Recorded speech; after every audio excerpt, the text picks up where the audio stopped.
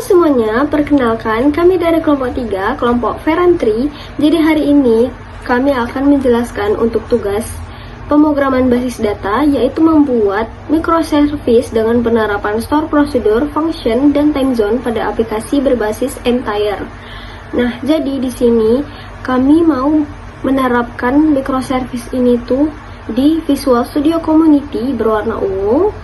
Lalu nanti tampilannya akan kami tampilkan dengan framework CodeIgniter 4, yaitu di Visual Studio warna biru.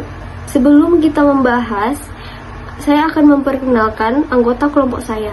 Perkenalkan, saya sendiri Siti Fada Fatina Sesu, 2431182, Raja Nabila Putri, 2431073, Tandri Indra, 2431004, Andika Yongki Pratama 2431206 dan Rienda Shiva Amelia 2431115. Sekarang langsung saja kita membahas untuk tugas microservice-nya. Nah, tentunya untuk membuat microservice ini ada yang perlu kita siapkan, mulai dari aplikasinya, mulai dari instalasi keperluan di dalam aplikasinya, dan apa saja yang digunakan untuk membuat microservice ini akan dijelaskan oleh Tandri Indra. Kali ini saya akan menjelaskan hal-hal apa saja yang dibutuhkan sih dalam pembuatan microservice. Pertama jelas itu adalah menginstal Visual Studio Community. Kami instalnya itu versi terbaru. Nah, setelah menginstal Visual Studio Community, kita buka aplikasinya, terus klik tombol modify. Nah, nanti setelah halaman workload muncul, klik centang ASP.NET, Node.js, Net Desktop, dan yang terakhir itu di bagian data storage dan processing. Nah, pindah ke tab individual komponen. Centang hal-hal yang sudah saya centang di sini seperti Net Framework, Net50K. Nah, tujuan centang-centang ini untuk memunculkan pilihan project yang kita inginkan. Nanti ya setelah itu kita akan download. Nah, karena saya sudah download, itu kita close saja, langsung klik launch. Nah, karena kita membuat tampilan itu tidak di VS Code, di Visual Studio Community, melainkan di VS Code ya, karena menggunakan framework CI 4. Di sini kita cari aja ASP. Nah, .NET Core Web API. Pastikan yang diklik itu yang API pure aja, tanpa yang nggak kayak aktif ini. Terus next.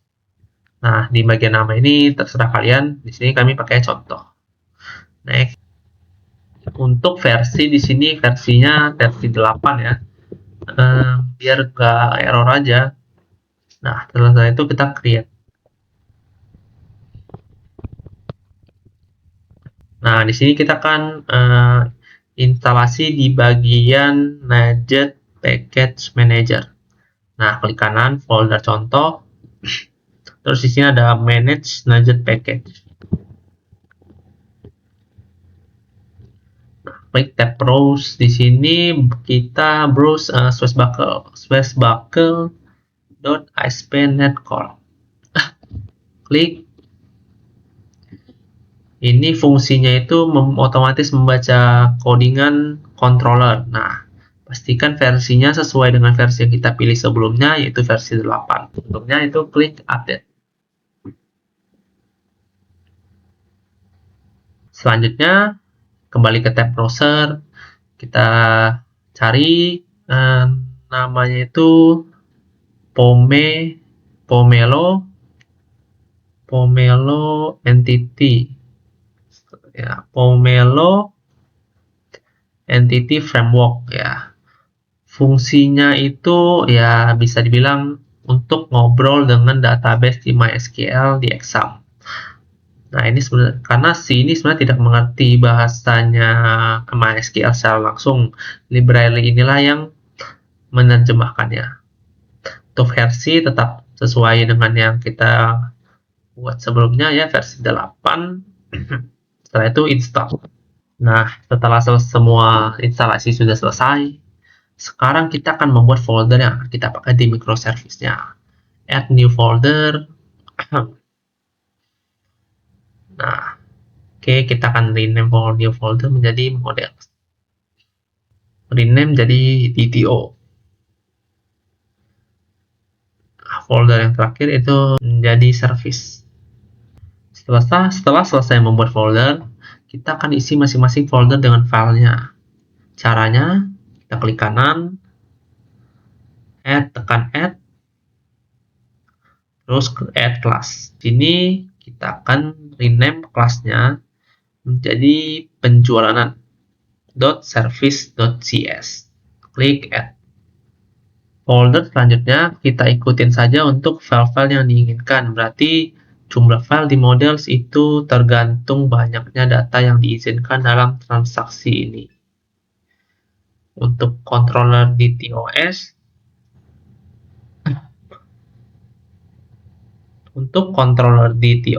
ikuti saja.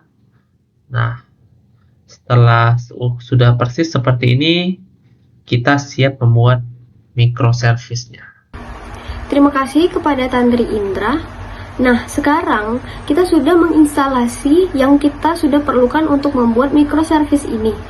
Sekarang kita akan lanjut untuk pembuatannya. Jadi, kami akan menerapkan microservice-nya itu sebagai transaksi penjualan di website kami.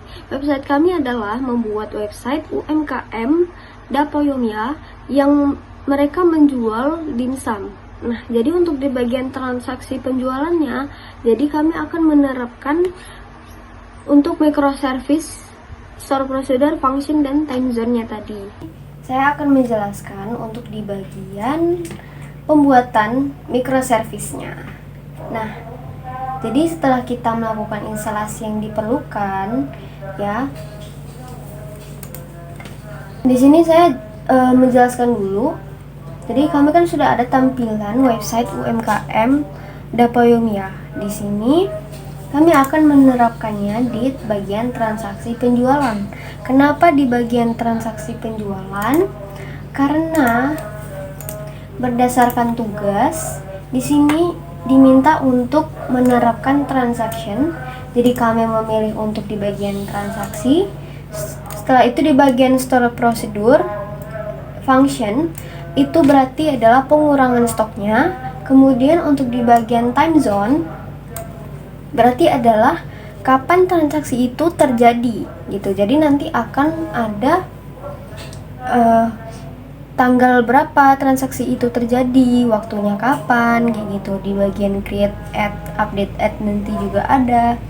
Nah, jadi kami sudah membuat di Codemeter 4 untuk logika-logika data penjualan ini sebenarnya. Cuman karena diminta untuk menerapkan microservice, jadi kami memutuskan untuk memodifikasi bagian controller penjualan ini supaya bisa terhubung ke microservice-nya. Nah, jadi pertama-tama mungkin kita akan merubah di bagian controllernya dulu kali ya. Nah, jadi awalnya kan controller penjualan kita yang sudah dibuat itu seperti ini nih, masih ada logika-logikanya. Karena web kami ini menerapkan untuk logika akuntansi juga, jadi kayak pencatatan untuk jurnal umum, terus buku besar, laporan laba rugi dan lain-lain, itu tidak diperlukan logika-logikanya di bagian controller penjualan ini. Nanti kita akan ganti ke Visual Studio Community. Kita akan membuat di situ nanti untuk di bagian microservice-nya. Jadi yang perlu kita hapus ya, di sini pertama bagian logika akuntansi. Terus di bagian transaksi, di sini juga nanti akan dipindahkan. Terus ini untuk pencatatannya langsung setelah nanti transaksinya terjadi, itu kan konsepnya kami langsung tercatat tuh di jurnal umum. Nah, ini juga nanti dihapus. Terus di bagian stok nanti kan ada store procedure. Nah, jadi itu nanti akan dihapus juga. Oke, setelah sudah, yang perlu kita tambahkan di bawah sini yaitu adalah port API untuk microservice-nya berjalan gitu. Jadi kalau nggak letakin ini, ya microservice-nya belum bisa ngobrol sama framework coordinator ini gitu. Ini tuh localhost, berarti 7131 nanti Swagger untuk API-nya. Kemudian ini penjualan ini adalah nama file di sini.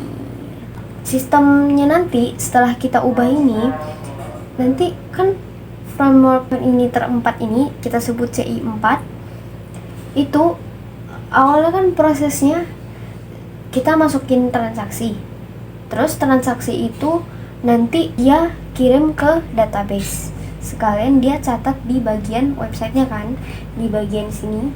Nah, jadi kalau kita masukin data-data ini, kalau kita belum menerapkan microservice, dia langsung masuk ke sini nih, masuk ke sini aja sama ke database-nya.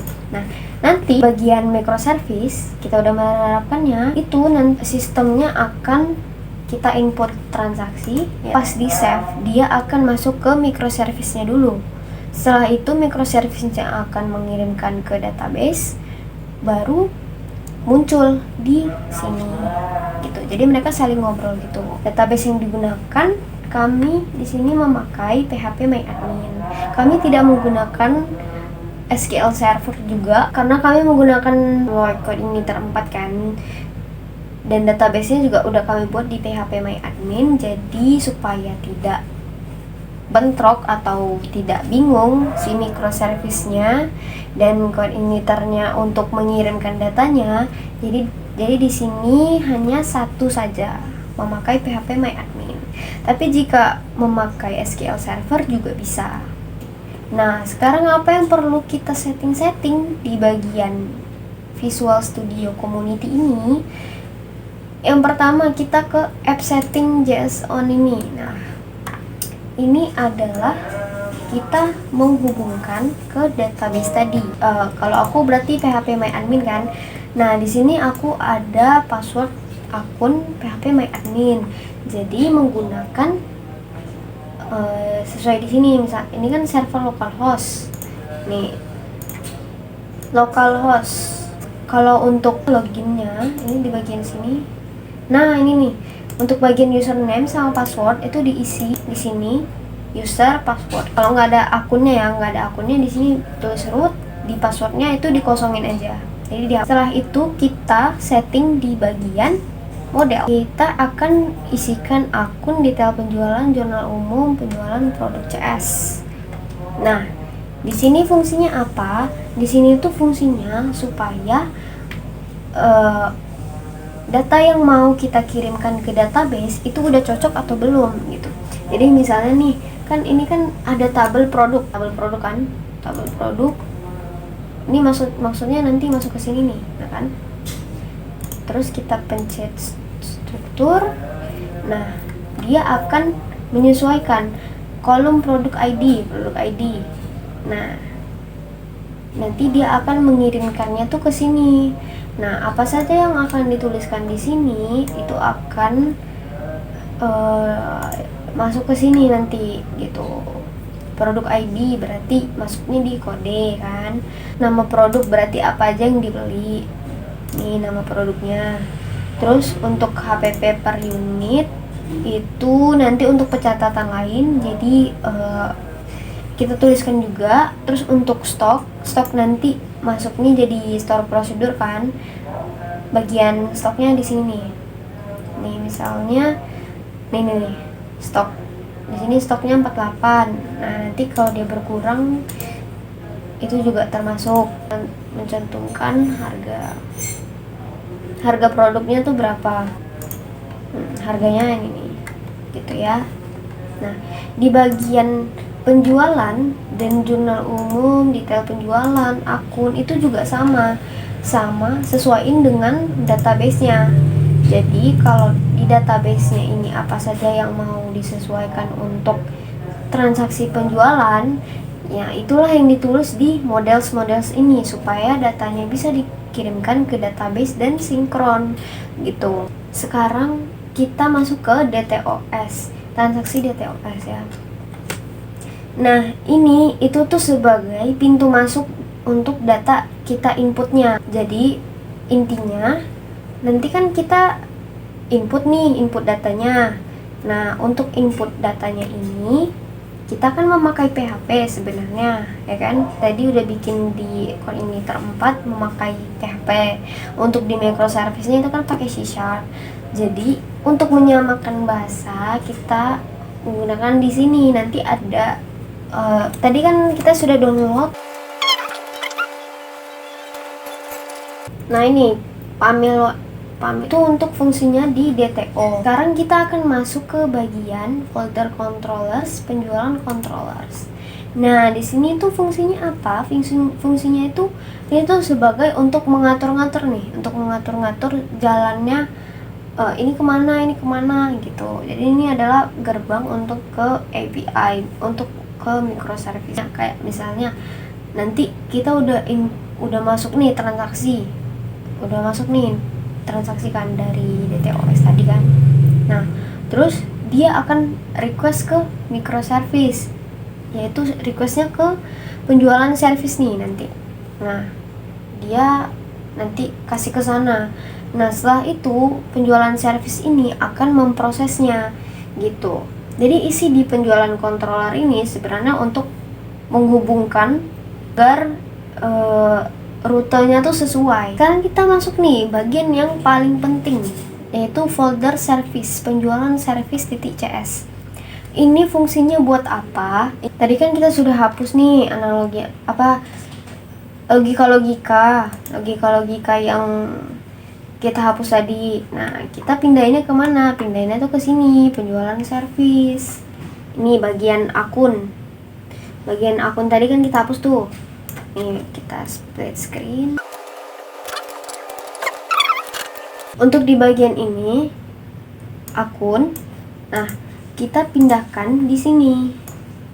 Nah, mungkin ada kata-kata yang berbeda karena ini menyesuaikan ini di C# dan ini di PHP-nya. Nah, kemudian untuk proses penjualannya, transaksi request-nya, di sini ada time zone.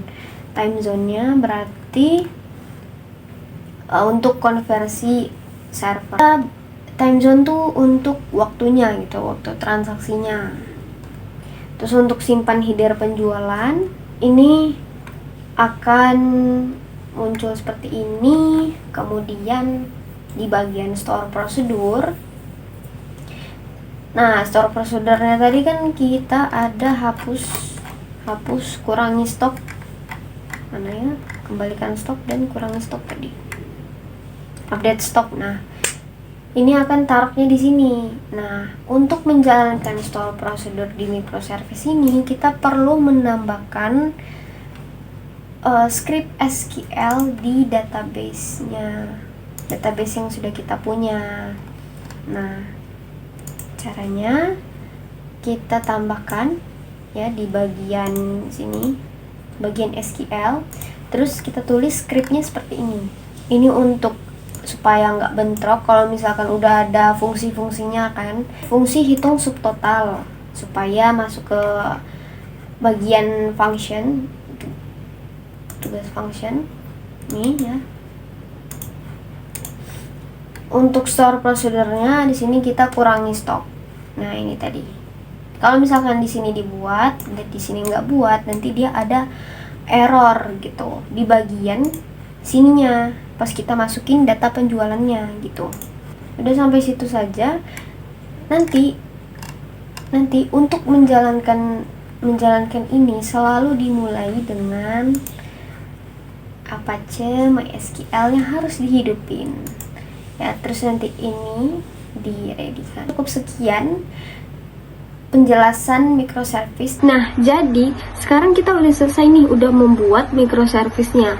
Langkah selanjutnya kita akan uji coba apakah microservice yang kami buat ini ada kendala atau berhasil dalam penerapannya di web UMKM kami di bagian transaksi penjualan. Untuk bagian ini akan dipraktekkan oleh Raja Nabila Putri. Saya akan menerapkan microservice pada Visual Studio Community dengan tampilan CI4. Pertama-tama kita harus mengaktifkan exam-nya. Apabila sudah berwarna hijau berarti exam-nya sudah nyala. Lalu kita nyalakan Visual Studio Community-nya. Apabila sudah ada bacaan ready, berarti sudah nyala juga. Lalu kita buka localhost Swagger.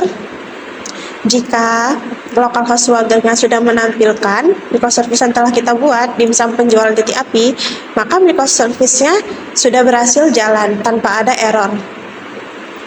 Lalu kita membuka website Depoium-nya pada transaksi penjualan. Kita akan menambahkan penjualan, lalu pilih produk yaitu dimsum mentai cheese dengan stok 49, pelanggannya dengan nama Nabila, terus juga metode bayarnya transfer, terus kita simpan transaksinya. Nah, transaksi berhasil disimpan. Tadi kita sudah menerapkan transaction.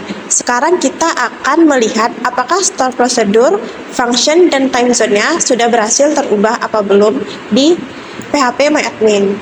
Kita akan buka DB UMKM, lalu kita akan ke produk. Nah, pada saat produk berarti store prosedurnya sudah berhasil terubah. Yang tadinya stoknya 49 sekarang sudah menjadi 48. Berarti store prosedur dan juga function berhasil dijalankan. Lalu kita akan melihat time zone pada bagian penjualan. Nah, data tanggalnya sudah berhasil terubah menjadi 2025 bulan 12 tanggal 2 di jam 10:10. Maka time zone-nya sudah berhasil terjalankan. Treat dan juga update-nya sudah berhasil. Maka transaksi berhasil ada microservice C# di Visual Studio Community. Terima kasih. Terima kasih kepada Raja Nabila Putri. Mungkin cukup sekian video penjelasan dari kami, kurang lebihnya mohon maaf. Semoga video ini membawa manfaat. Sampai jumpa.